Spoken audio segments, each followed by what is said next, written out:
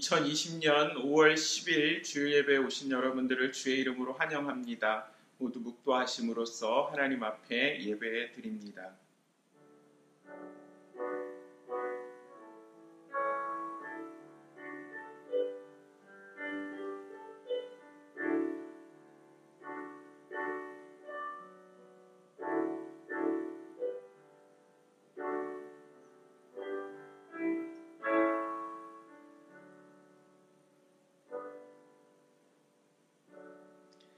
나는 포도나무요 너희는 가지라.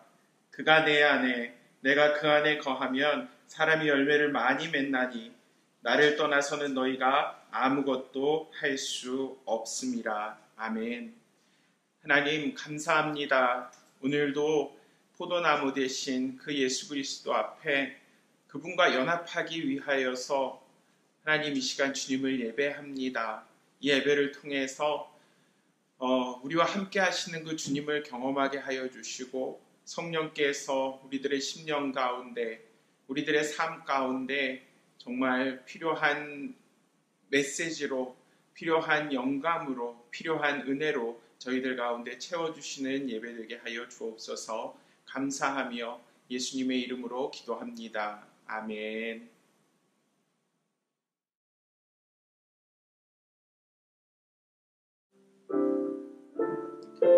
시간 함께 찬양하겠습니다. 성령이 오셨네.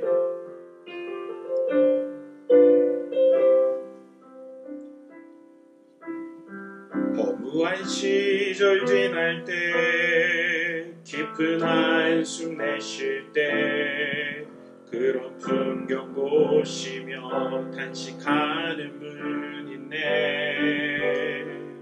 그와 같이 너희를 버려두지 않으리. 내가 너희와 영원히 함께하리라.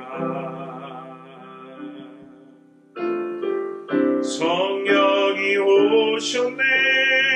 성령이 오셨네. 내 주의 보내신 성령이 오셨네. 우리 인생 가운데 진히 찾아오셔서 그 나라 꿈꾸게 하시네. 억눌린 자 갇힌 자 자유함이 없는 자 피난처가 되시는 성령님 계시네. 주의 영이 계신 곳에 참 자유가 있다네. 진리의 영이신 성령이 오셨네. 성령이 오셨네. 성령이 오셨네. 내 주에 보내신 성령이 오셨네. 우리 인생 가운데 진히 찾아오셔서 그 나라 꿈꾸게 하시네. 성령이 오셨네. 성령이 오셨네. 성령이 오셨네. 내 주에 보내신 성령이 오셨네. 우리 인생 가운데 진히 찾아오셔서 그 나라 꿈꾸게 하시네.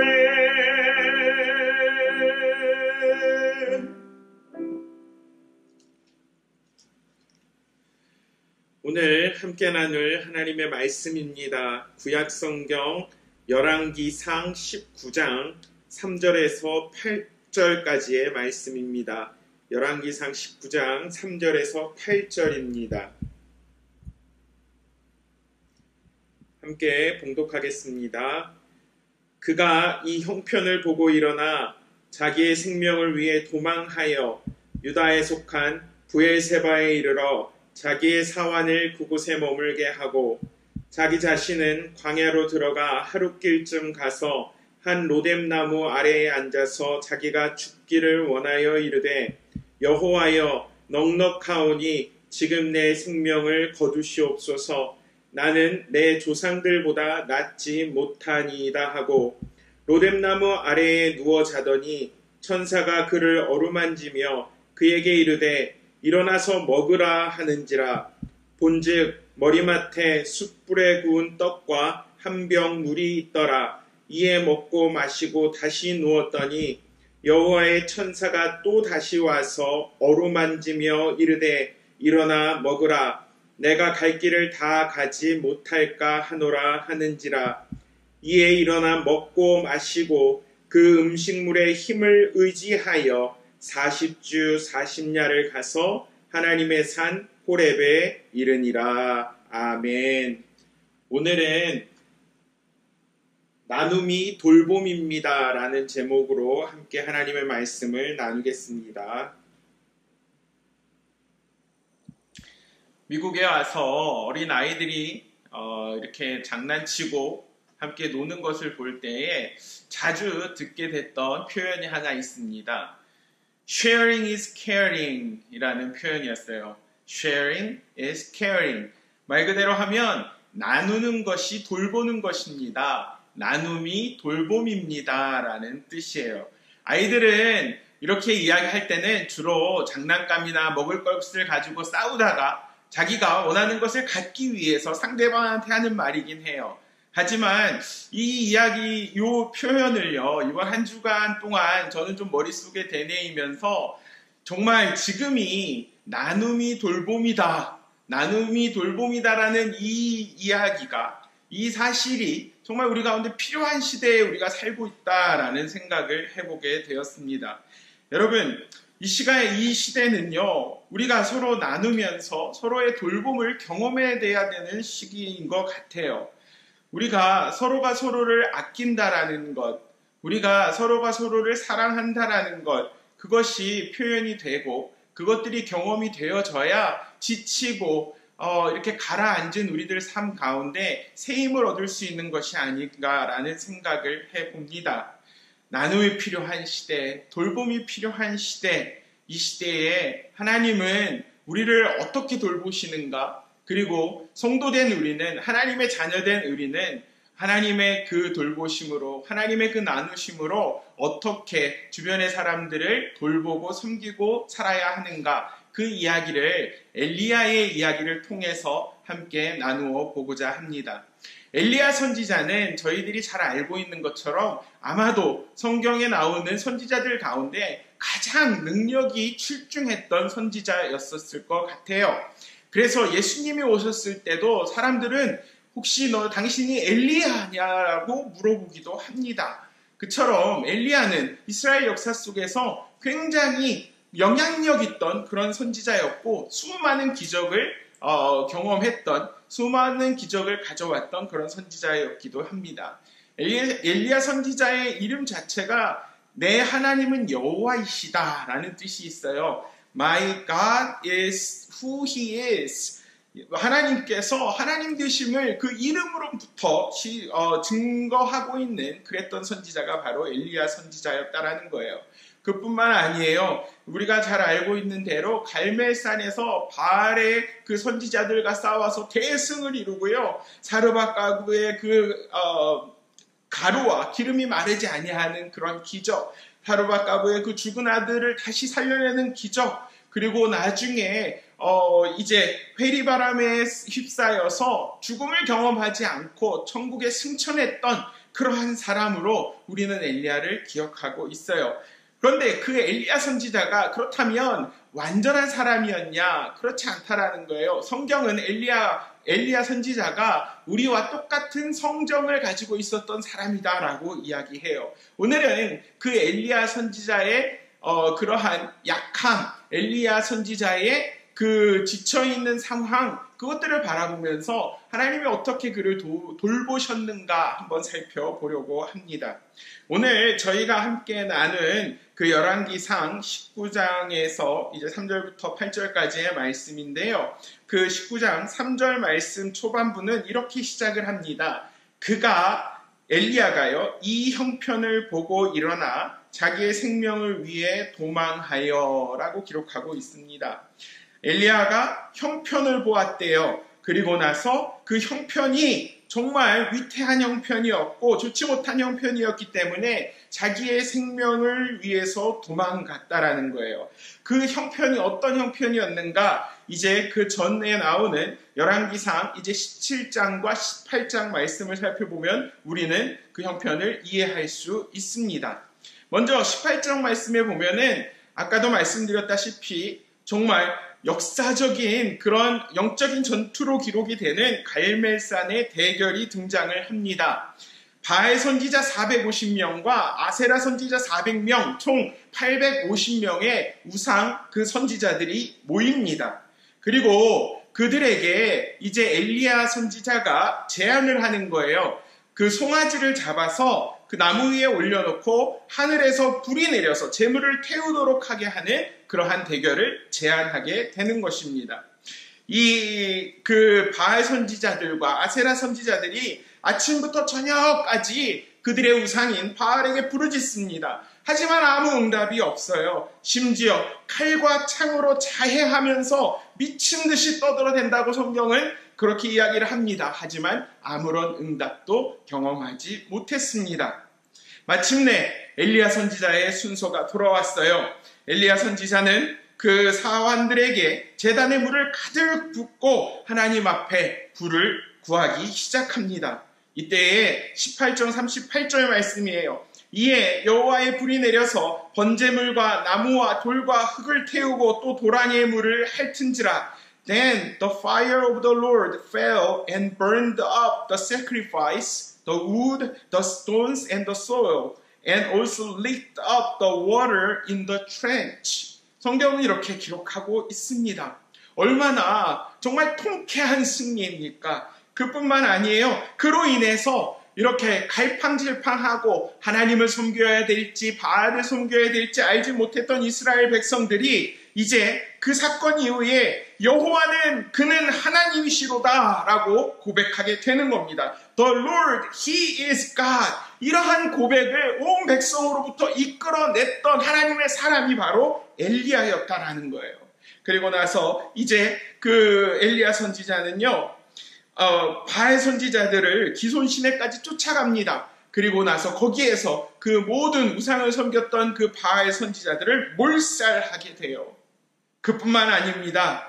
엘리야가 이제 그 가뭄이 3년 반 동안이나 있었던 그 땅에서, 그 이스라엘 땅에서 하나님께서 비의 소식을 주시도록 기도하게 돼요. 그렇게 기도할 때 그 작은 손바닥만한 구름이 보이기 시작하면서 3년 반 동안 내리지 않았던 그 비가 엘리야의 기도를 통해서 그 이스라엘 땅 가운데 내렸다라는 것입니다. 얼마나 강권적인 하나님의 역사하심입니까? 그 가운데 하나님의 강권적인 역사 가운데 정말로 누구보다도 크게 쓰임받은 엘리야였잖아요. 그런데 이 엘리야가 우리와 성정이 같은 사람이라고 이야기하는 것이 아마도 그는 큰 변화가 일어날 것을 기대하지 않았을까라고 생각을 해봅니다. 하지만 안타깝게도 그 당시에 이스라엘 왕이었던 아합은 이러한 하나님의 강권적인 역사하심 가운데도 하나님 앞으로 돌아오지 않아요. 그리고 그 왕후 이세벨의 그 이야기를 점점 쫓으면서 우상숭배, 바알숭배를 버리지 않습니다. 이스라엘 왕 아합과 왕후였던 이세벨의 마음이 조금도 움직이지 않았다라는 거예요. 그리고 나서 심지어는 엘리야의 목숨을 이제 그 왕후 이세벨이 위협하게 됩니다. 네가 죽인 그 바알 선지자들의 그 모습처럼 너도 죽임을 당해야 할 것이다 라고 이야기하고 경고했던 것이 바로 이세벨의 이야기였고, 이 모든 형편을 보고 엘리야는 자기의 생명을 구하기 위해서 도망치게 되었다라는 거예요. 참 안타까운 사실이죠.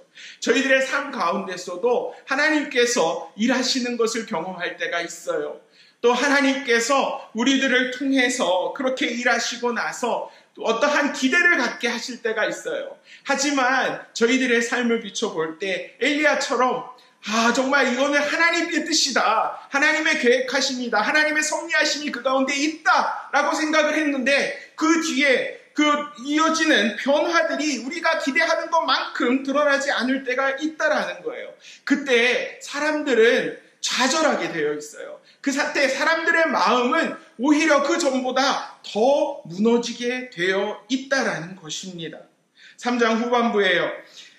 이제 유다에 속한 브엘세바에 이르러 자기의 사환을 그곳에 머물게 하고 4절입니다.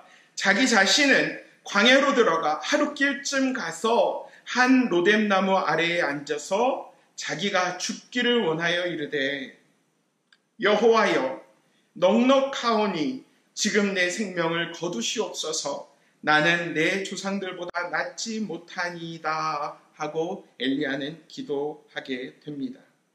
He left his servant there while he himself went a day's journey into the wilderness. He came to a broom brush, sat down under it, and prayed that he might die.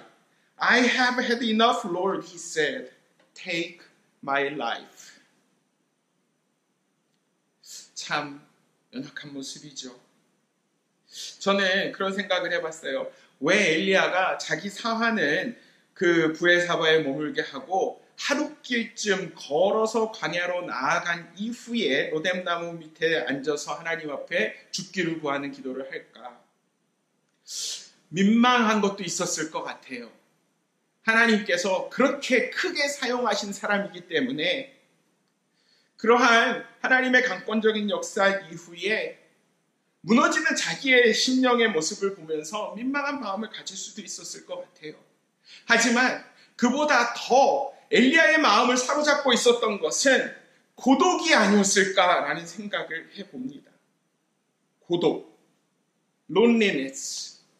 저희가 읽은 본문 뒤에 보면 이제 엘리야가 호렙산으로 가서 하나님께서 엘리야에게 하시는 말씀이 등장을 하거든요. 똑같은 질문을 하나님이 2번 하십니다. 19장 10절과 14절에서 질문하시는데요. 그에 대한 그 대답이 엘리야의 대답도 역시 2번이나 똑같이 반복이 됩니다. 한번 보시죠. 하나님이 엘리야에게 말씀하세요. 엘리야야 내가 어찌하여 여기 있느냐. 그때 엘리야의 대답입니다. 내가 만군의 하나님 여호와께 열심히 유별하오니 오직 나만 남았거늘. 오직 나만 남았거늘. What are you doing here, Elijah? Elijah replied, I have been very zealous for the Lord God Almighty. However, I'm the only one left. And now they are trying to kill me too. 오직 나만 남았거늘. 오직 나만 남았거늘. 외로운 겁니다. 고독한 겁니다. 하나님께서 보여주신 그 기적과 강권적인 역사가 머릿속에서 사라지기 시작하는 거예요. 왜냐하면 고독과 외로움 때문입니다. 그 어느 누구도 나를 이해하지 못한다라는 생각 때문입니다. 하나님이 왜 2번이나 엘리야에게 이렇게 물어보셨을까요? 아마도 너는 너 혼자가 아니다라는 것을 말씀해 주시기 위해서가 아니었을까요? 형편을 바라볼 때 너는 지금 너 홀로 남았다라고 생각하지만 여전히 내가 너와 함께 한다. 그리고 이제 19장 마지막에 보면은 혼자가 아니라 바알에게 무릎 꿇지 않은 7,000명을 내가 남겨두었다. 너와 함께하는 하나님의 사람들이 이처럼 많다라는 것을 하나님은 보여주시기 위해서 확인시켜 주시기 위해서 엘리야에게 이렇게 2번이나 말씀하셨던 것 아닐까 하는 생각을 해봅니다. 사랑하는 성도 여러분, 다시 한번 말씀드려요. 형편은 좀처럼 변하지 않습니다. The circumstances rarely change. 우리들이 바라보는 형편, 내가 그 형편이 나아지면 좀 더 하나님의 일을 하고, 좀 더 주님 앞에 헌신하고, 좀 더 그 섬김과 돌봄과 나눔의 사역을 동참할 것이다 라고 생각을 하지만 그렇지 않다라는 거예요. 우리들의 형편은 우리가 생각하는 것만큼 그렇게 쉽게 변화하지 않을 것입니다. 우리는 코로나 사태를 경험하면서 처절하게 경험하고 있습니다. 얼마나 인간이 연약한가, 얼마나 인간이 무력한가. 내가 나에게 주어진 형편을 좀 더 낮게 변화시키고 개선시켜 보려고 하지만 나의 노력이 너무도 한계가 명확한 그런 노력으로 비춰질 때가 너무도 많지 않습니까? 형편은 좀처럼 변하지 않습니다. 하나님이 우리 가운데 요구하시는 것은, 엘리야에게 요구하셨던 것은 형편을 변화시켜 주겠다, 이세벨의 마음을 바꿔주겠다가 아니라 내가 너의 마음을 바꿔주겠다라고 말씀하시는 거예요. 내가 너와 함께하고 너와 함께하는 믿음의 사람들 7,000명이 너 가운데 있다라는 것을 하나님은 오늘 일깨워 주고 계신 것입니다. 그러면서 하나님의 위로가 엘리야에게 임합니다. 우리가 두 번째로 생각해 보고자 하는 것은 하나님의 위로가 살 길이다라는 것입니다. 하나님의 위로가 살 길입니다. God's comfort is the way to live. God's comfort is the way to live. 5절 말씀이에요. 로뎀나무 아래에 누워 자더니 천사가 그를 어루만지며 그에게 이르되 일어나서 먹으라 하는지라. 본즉 머리맡에 숯불에 구운 떡과 한 병 물이 있더라. 이에 먹고 마시고 다시 누웠더니 여호와의 천사가 또 다시 와서 어루만지며 이르되 일어나 먹으라. 내가 갈 길을 다 가지 못할까 하노라 하는지라.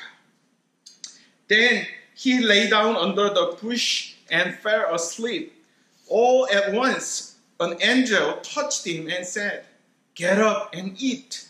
He looked around, and there by his head was some bread baked over hot coals and a jar of water. He ate and drank, and then lay down again. The angel of the Lord came back a second time and touched him and said, Get up and eat, for the journey is too much for you.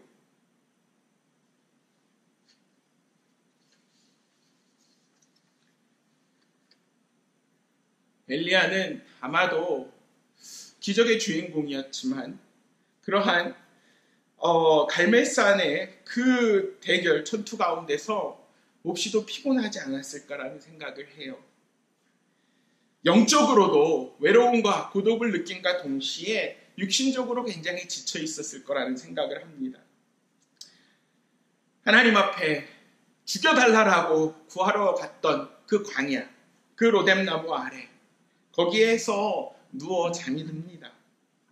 그때 천사가 그를 어루만져요. 그리고 일어나 먹으라고 합니다. 구운 떡과 물 한 병이 있습니다. 그리고 나서 먹고 마시고 또 눕습니다. 천사가 두 번째로 옵니다. 다시 엘리야를 어루만집니다. 그러면서 일어나 먹으라고 하고요. 천사가 엘리야에게 하는 말이 이거예요. 내가 갈 길을 다 가지 못할까 하노라. 내가 갈 길을 다 가지 못할까 하노라. 사랑하는 성도 여러분, 저와 여러분들의 삶 가운데 하나님의 위로가 필요합니다. 하나님의 돌보심이 필요합니다. 엘리야를 천사가 어루만졌다면 우리는요, 성령님께서 우리를 고아와 가부처럼 내버려 두시지 아니하시는 성령님께서 우리들의 영혼을 만져주시는 것을 반드시 경험해야 합니다. 천사가 엘리야를 위해서 구운 떡과 물 한 병을 준비했대요. 구운 떡과 물 한 병. 저는 요한복음을 읽으면서 예수님께서 나는 생명의 떡이다. 누구든지 목마르거든 내게로 와서 마셔라. 라고 말씀하시는 것이 이 부분과 연결이 되지 않을까라는 생각을 해봐요. 나는 생명의 떡이다. I am the bread of life. 누구든지 목마르거든 내게로 와서 마셔라. Let anyone who is thirsty come to me and drink. 예수님이 우리를 위해서 나눠주신 것이 있는데요. 그것이 바로 십자가에서 피 흘리신 예수님의 피, 그리고 예수님의 살이었다라는 거예요. 우리는 성찬을 하면서 떡과 잔을 받잖아요. 예수님께서 그 성찬을 통해서 우리 가운데 하시는 말씀이 메시지가 무엇입니까? 예수님의 그 몸과 예수님의 살과 예수님의 피, 그물을 함께 마셔야 내가 예수님과 연합할 수 있다라는 그런 의미 아닌가요? 오늘 엘리야에게 준비하셨던 그런 구운 떡과 물 한 병이 이제는 우리는 예수 그리스도를 통하여서 예수님의 몸을 먹고 예수님의 피를 마시는, 예수님과 하나 되는 그 포도나무 대신 예수님 앞에 그 가지가 되는 그러한 일들을 통해서 우리는 경험할 수 있다는 거예요. 오늘도 하나님은 저와 여러분들을 돌보기 원하세요. 오늘도 하나님은 저와 여러분들을 위로하기 원하세요. 그 목적이 분명한데요. 그 목적은 우리가 해야 할 일이 남아있기 때문이에요. 우리가 갈 길을 다 가지 못할까? 하나님은 그것에 관심을 두고 계시다라는 거예요.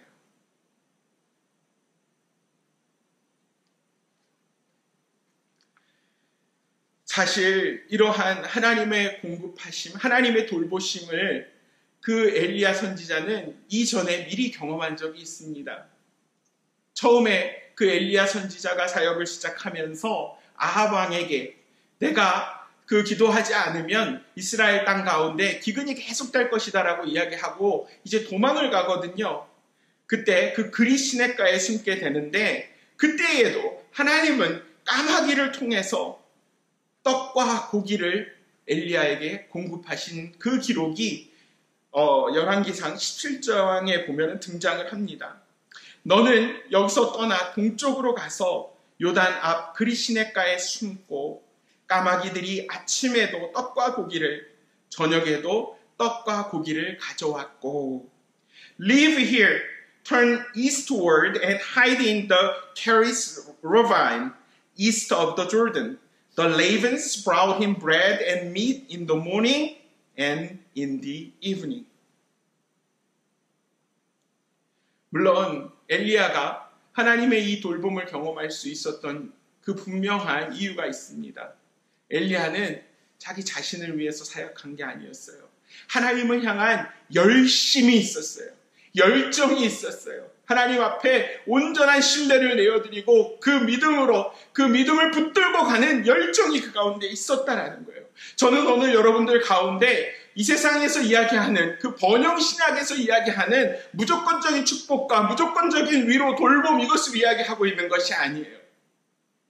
다만 우리들이 하나님이 우리 가운데 요구하시는 그 조건을 만족하게 된다면 우리들의 신앙이, 우리들의 믿음이 정말 그 포도나무 대신 예수님 안에 가지로서 붙어있는 그러한 그 요구 조건을 충족하게 된다라면 우리들의 믿음이 우리들의 삶에 열정이 되어서 불붙는다면 하나님은 우리를 반드시 위로하시고 하나님은 우리를 반드시 돌보시고 하나님께서 우리 가운데 주시는 놀라운 은혜를 반드시 경험하게 하신다라는 것입니다.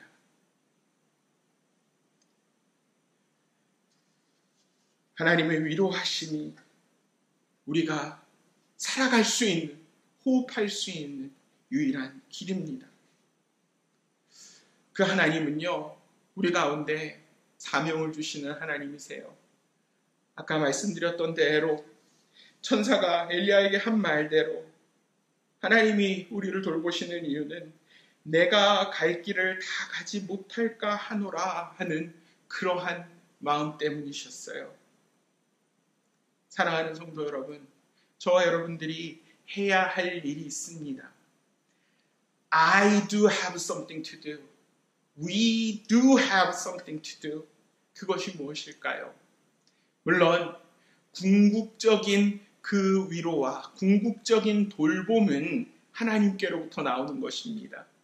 생명의 떡 되시고 생수의 근원 되신 예수 그리스도 앞으로 나오는 것입니다. 하지만 엘리야에게 까마귀를 통해서 떡과 고기를 공급해 주셨던 하나님을 우리가 묵상하면서 최소한 우리가 까마귀의 역할을 감당할 수 있지 않을까요? 8절 말씀이에요. 이에 일어나 먹고 마시고 그 음식물의 힘을 의지하여 40주 40야를 가서 하나님의 산 호렙에 이르노라. 일어나서 먹고 마셔요. 그리고 그 음식물의 힘을 의지하여 40주 40야를 가서 하나님의 산, 하나님의 그 소명의 땅, 그 사명의 땅에 엘리야가 이르게 되는 거거든요. 우리들도 그 음식물의 힘, 생명의 떡이요, 생수의 근원 대신 예수 그리스도 앞에 의지하여서 우리들의 사명을 다 감당하는 것, 그것이 바로 저와 여러분들에게 주어진 숙제라는 것입니다. 빌립보서 2장 4절에는 이렇게 기록이 됩니다. 각각 자기 일을 돌볼 뿐더러 또한 각각 다른 사람들의 일을 돌보아 나의 기쁨을 충만하게 하라. Each of you should look not only to your own interest, but also to the interest of others. 돌보는 것. 사도 바울은 빌립보 교회 가운데 부탁하고 있는 거예요. 그 돌봄의 사역이 사도 바울 가운데 기쁨을 가져다 주는 것이고, 그것이 하나님 앞에 영광이요, 우리의 구주요, 주인 되신 예수 그리스도 앞에 그분을 기쁘게 할 수 있는 일이 된다라는 거예요. 그런데 그 돌봄의 일들이요,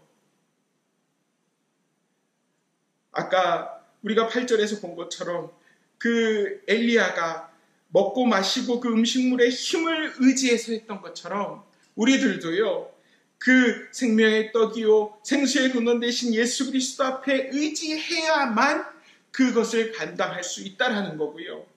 그래서 이 빌립보서 2장 4절 바로 뒤에 이어 나오는 말씀은요, 너희 안에 이 마음을 품으라 곧 그리스도 예수의 마음이니 라고 말씀하고 계신 거예요. Your attitude should be the same as that of Christ Jesus. 예수님의 마음을 가져야 우리가 그 일들을 감당할 수 있다는 거예요. 그것이 어떤 마음이에요? 하나님의 본체이시지만 하나님과 동등됨을 취할 것으로 여기지 아니하시고 자기를 비워 종의 형체를 가지고 사람들처럼 되셔서 사람의 모양으로 나타나셔서 자기를 죽기까지 복종시키시고 십자가에 죽으신 것이 바로 예수님의 마음을 품는 것이라는 거예요.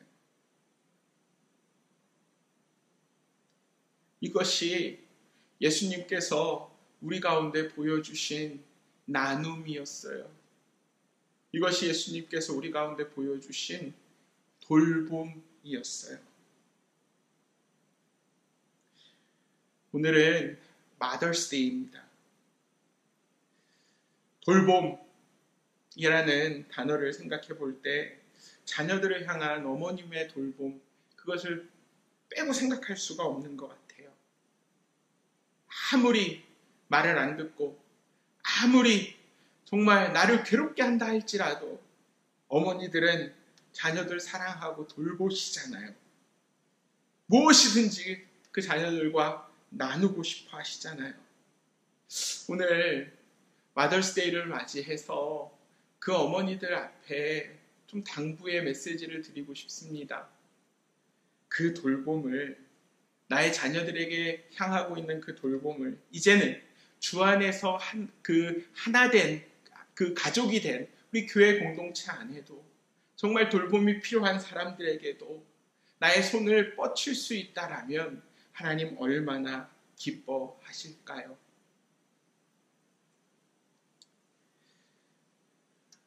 사실 이 돌봄이라는 단어를 생각할 때 참 요사이 목회자로서 부끄러워집니다. 여러분들 아시다시피 저는 밖에서 일을 하면서 사역을 해야 하는 목회자이기 때문에 절대적으로 시간이 부족한 것도 사실이에요. 하지만 우리가 이 코로나 사태가 생기기 전에는요, 그래도 주일에 예배를 인도하고 함께 모이고 친교하고 또 화요일날 성경 공부, 금요일 기도 모임 이러면서 그래도 그러한 일들이 제 스스로 저를 좀 자위하게 했던 것 같아요. 참 부끄러운 고백이기도 하죠. 그 일들이 내가 바쁜 가운데서도 그래도 나는 최선을 다하고 있다라는 그러한 어떤 스스로에게 만족감을 주는 그런 행위였었던 것 같아요. 그래서 하나님 앞에 회개하게 돼요. 그런데 이렇게 코로나 때문에 함께 모이지 못하고 이러한 이전에 경험해보지 못했던 이런 상황 가운데서 정말 사실은 이럴 때가 정말 하나님의 그 돌보심을 목회자로서 성도들에게 더 증거하고 나누고 그들과 함께 이렇게 해야 하는 시간인데 너무 그러지 못한다라는 생각이 들면서 오늘 엘리야가 그랬던 것처럼 참 마음이 최근에 어려웠어요.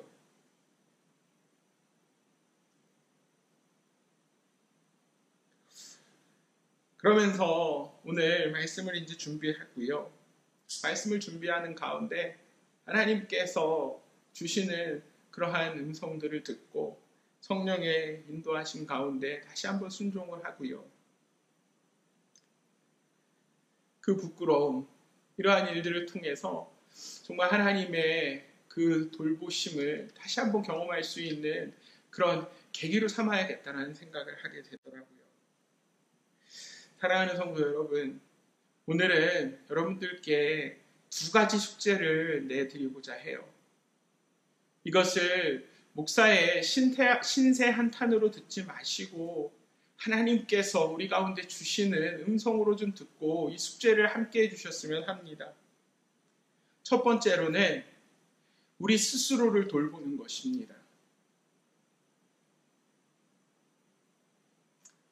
하나님께서 하나님의 천사를 통해 엘리야를 어루만지시고 그에게 사명을 다시 일으켜 세워주셨던 것처럼 우리 지쳐있고 힘들고 현실을 바라보면서 낭망해 있는 우리 자신들을 좀 다시 한번 믿음으로 추스렸으면 좋겠어요. 이 시간에 계신 곳에서 한 손을 좀 어깨에 이렇게 좀 올려봐 주셨으면 좋겠어요.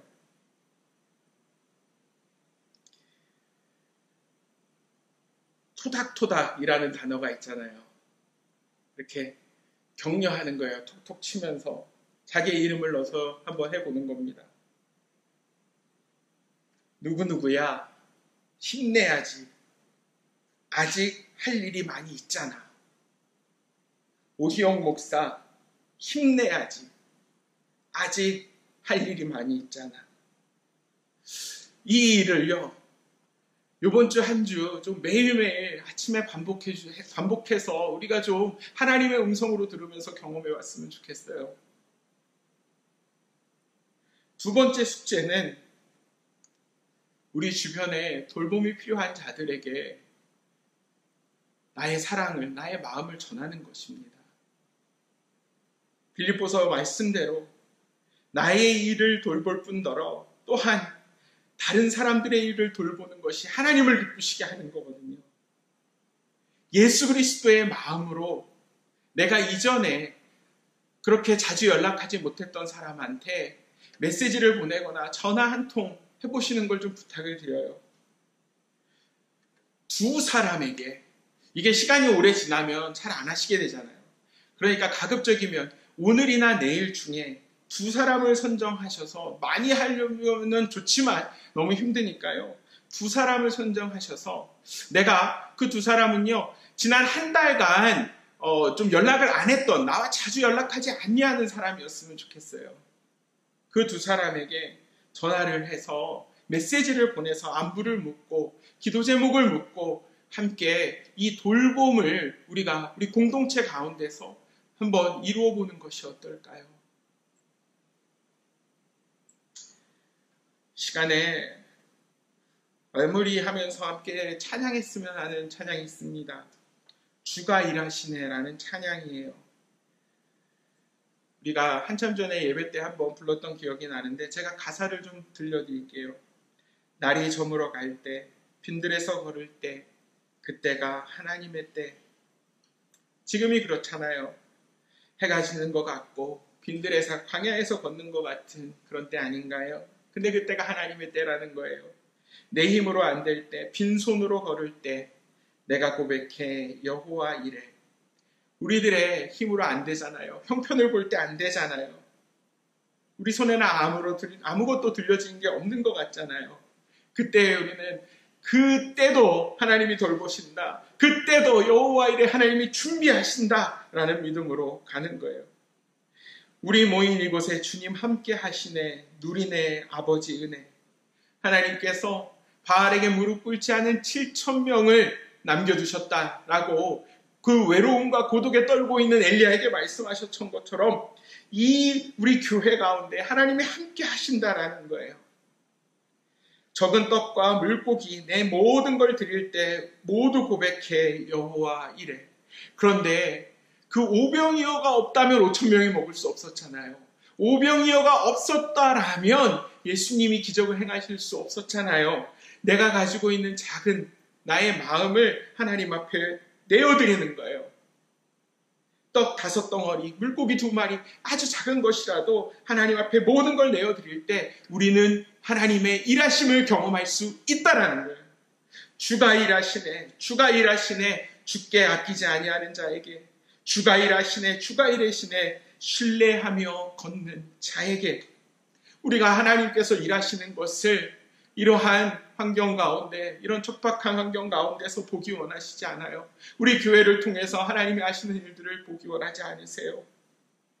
우리들 가운데 해야 되는 그 사명을 감당할 때 하나님은 우리들을 반드시 돌보실 것입니다. 하나님은 형편을 뛰어넘은 믿음을 우리 가운데 주실 것이고, 오늘도 지치고 상한 우리들의 심령 가운데 새 힘을 주셔서 믿음으로 새로운 역사를 하나님과 함께 쓸 수 있는 귀한 도구로 우리 교회와 저와 여러분 한 분 한 분을 사용하실 것입니다. 그 믿음으로 한 걸음 한 걸음 걸어가는 저와 여러분들 되시기를 주의 이름으로 축원합니다. 이 시간 함께 기도하겠습니다.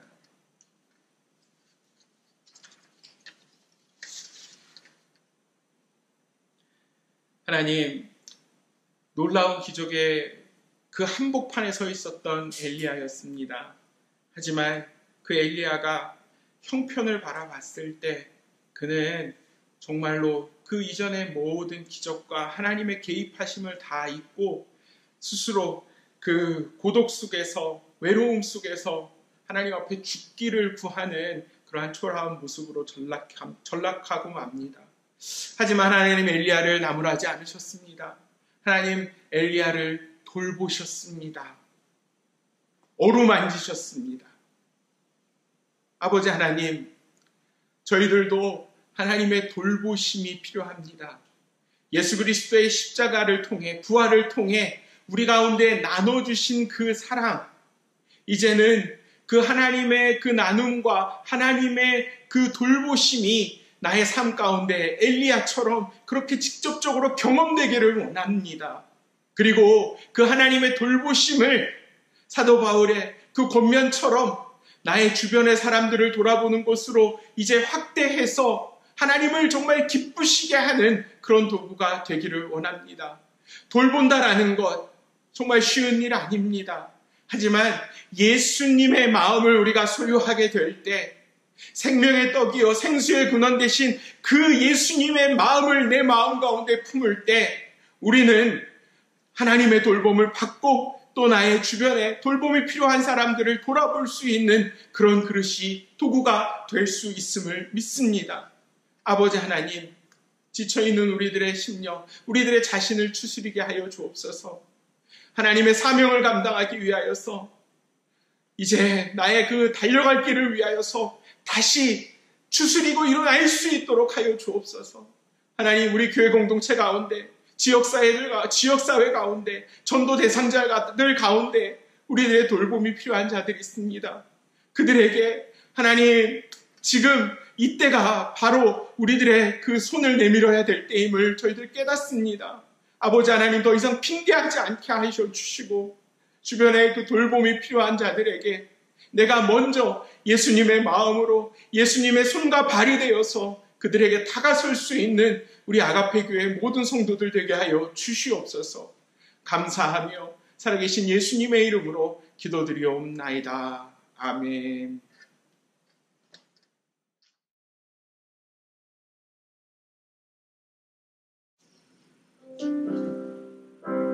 이 시간 준비한 예물 하나님 앞에 드리면서 찬양합니다. 주가 일하시네.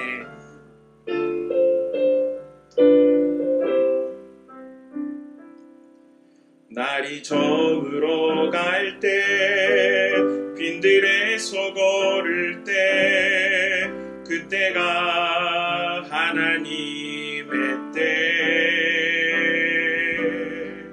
내 힘으로 안 될 때, 빈손으로 걸을 때, 내가 고백해 여호와 이래. 날이 저물어 갈 때, 날이 저물어 갈 때, 빈들에서 걸을 때, 그때가 하나님의 때. 내 힘으로 안 될 때, 빈손으로 걸을 때, 내가 고백해 여호와 이래. 주가 일하시네, 주가 일하시네. 주께 아끼지 않는 자에게 주가 일하시네, 주가 일하시네. 신뢰하며 걷는 자에게 우리 모인 이곳에 주님 함께 계시네. 누리네 아버지 은혜. 적은 떡과 물고기 내 모든 걸 드릴 때 모두 고백해 여호와 이래. 우리 모인 이곳에, 우리 모인 이곳에 주님 함께 계시네. 누리네 아버지 은혜.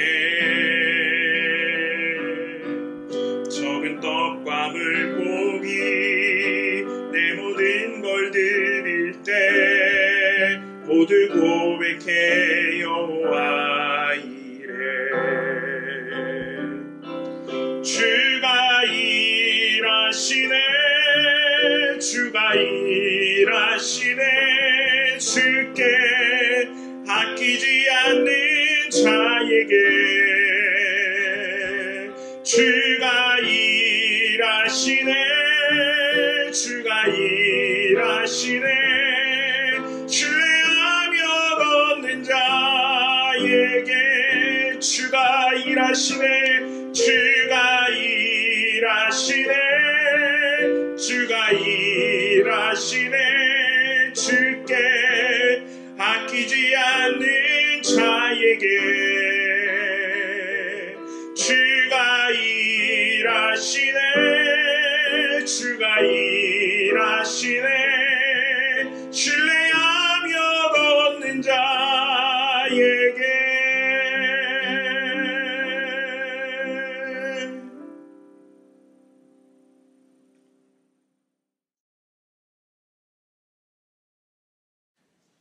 이 시간 드려진 예물 위해서 기도하고 축도함으로 예배를 마치겠습니다. 하나님, 감사합니다. 어렵고 힘든 시기를 지나면서도 하나님 우리를 신실하게 지켜주시고 필요한 모든 것들을 채워주시는 여호와 이레의 하나님이심을 믿습니다.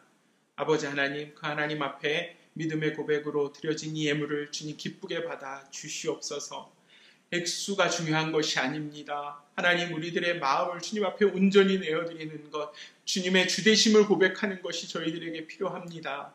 아버지 하나님, 정말 그러한 마음으로 기쁨으로 드려진 이 예물 가운데 주님 축사하여 주시고, 하나님, 이 예물을 드려진 손길 가운데, 그 기업 가운데, 가정 가운데, 자녀 가운데 하나님만이 주실 수 있는 놀라운 축복으로 더하여 주시옵소서.